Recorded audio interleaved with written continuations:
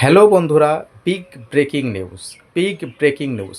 তোমরা জানো পশ্চিমবঙ্গের মুখ্যমন্ত্রী মাননীয় মমতা ব্যানার্জি মহাশয় গত ফেব্রুয়ারি মাসে পশ্চিমবঙ্গের বেকার যুবক যুবতীদের জন্য যে যুবসাথী প্রকল্পের ঘোষণা করেছিলেন, তা গত 16ই ফেব্রুয়ারি থেকে 26শে ফেব্রুয়ারি পর্যন্ত ফর্ম জমা নেওয়া হয়েছে এবং সমগ্র তথ্য যাচাইয়ের পর আগামী 1লা এপ্রিল থেকে প্রত্যেক যুবক যুবতীদের অ্যাকাউন্টে মাসিক 1,500 টাকা করে ভাতা ঢোকার কথা ছিল।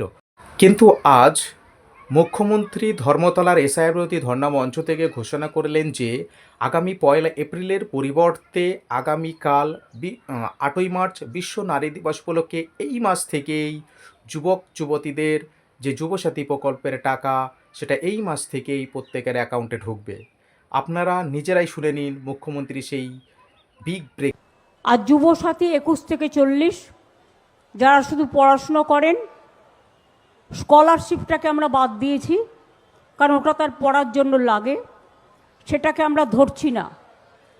বাদবাকি অন্য কোনো স্কিম না পেয়ে থাকলে তারা সকলেই, আমরা বলেছিলাম 1লা এপ্রিল থেকে টাকাটা তাদের অ্যাকাউন্টে যাবে। কিন্তু কালকে আন্তর্জাতিক মহিলা দিবস আছে, তার উপহার হিসেবে আমরা 1 এপ্রিলটা একটু চেঞ্জ করে আজ থেকেই তাদের অ্যাকাউন্টে টাকা যাবে।